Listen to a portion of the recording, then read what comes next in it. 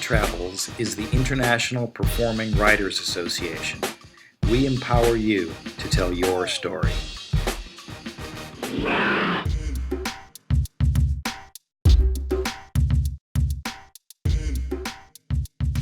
I'm Rania Hussein and we're at the Rumble Poetry Slam. I'm looking forward to performing because that's the only way I can get my voice out, because inside I'm a very angry girl, but outside I am lovely.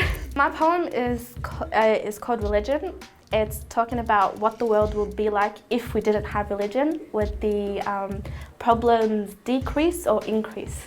Because if you look closely, religion is like the main source of the world's problems. I was thinking, how would the world be without religion? Without Christianity, Islam, Buddhism, Hinduism, Judaism, or even Zoroastrianism? How would it be? Because if you break the complications down and remove the hatred, racism, pollution, hunger, disease, and the increased population of the humankind, religion is the main source of the problem. And I'm not saying that I don't believe in religion, it's just that apparently everyone hates each other for what the other believes in. So how would the world be without it? Would the world be in peace, or would the wars increase? Would Israel shower rockets over the innocent Palestinians who fight to survive for a country stolen from underneath them? Or the Israeli soldiers suffering from PSD who shot dead 40 innocent children? Would they be in peace? Or the Syrian families swimming in their own pool of blood just for having an opinion? Mothers and fathers putting their own children on boats because they believe that the water is safer than the land they belonged in. Would they be in peace?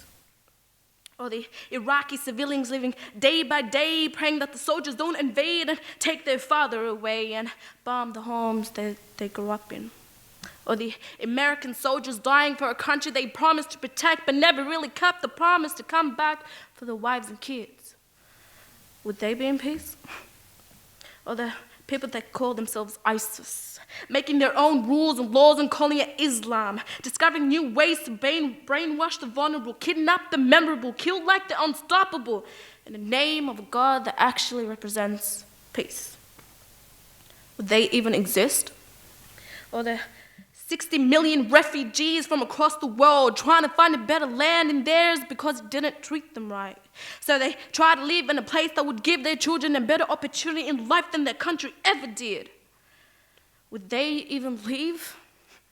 So think about it. What if we didn't have religion? What if would the world be run by the people, or big political boys wrapped up in fancy tailored suits? Would Iran and North Korea fabricate nuclear bombs, and would Russia be waiting to press the launch button? Would the media sing their praises of purposely dismantled government-approved misinformation? Think about it. Oh, and did you know that less than 1% of the world spent every year on weapons was needed to put every child in school by the year 2000?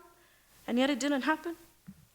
And that nearly 1 billion people entered the 21st century unable to read a book or write their names. Oh, ain't that flattering?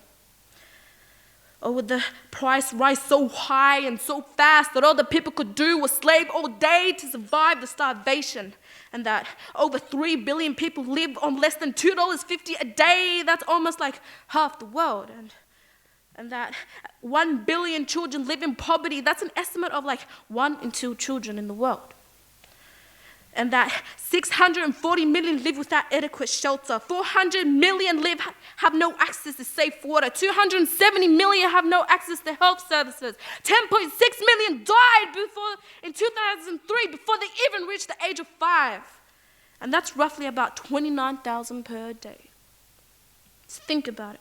Would Kenya, Somalia, Ethiopia be starving? Would Libya be hanging? Syria be running? Palestine be surviving? Yemen be fighting? Would Syria, Libya, Nigeria, Ukraine, Yemen, Egypt, and Tunis revolutionize? Imagine a world without religion. Would there be hate and racism, or a world full of acceptance, unity, and peace for races? Would the KKK, the Ku Klux Klans, were a bunch of white boys covered in white robes, hanging people with tied ropes, committing terrorist acts against the blacks, Mexican Jews, so they could make America great again? Or the new Nazis bringing back history, but having by having Hitler's mind but never Hitler's power, hating every race that isn't theirs, or the people who are prejudiced against Islam, for the only things they know of is they can't eat pork, they can't drink alcohol, and they're all fucking terrorists. Well, let me guess, you never really thought about it, never really opened the book and read about it, never really unlocked your eyes and mind, really understood about it, did you? Only good for judging the innocent and shooting the 3 Muslim university students in their homes, execution style. And smashing the tables and chairs of a Muslim men's cafeteria, and his reaction wasn't even hostile. Or ripping off the young girl's hijab while walking innocently on the streets of her hometown just for covering her flesh like she wasn't even titled. But what you don't understand is that Islam equals peace. And the Muslims are the one who displease, not knowing there are the good and the bad, the believers and disbelievers, the right and the wrong, scared every day walking out of my home for my mother and I. That someone would villainize my mother for something she was always disgusted by. Trying to pass the days as fast as they may go, living like scared of the land that I was raised on and that my father brought us in here 16 years ago. 17 years old now.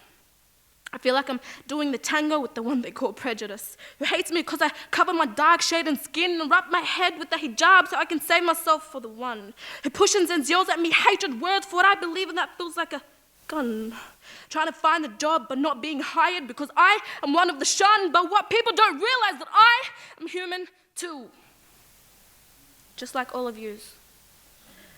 So to be honest, religion, it's not to be blamed. For the people who should be ashamed. Thank you.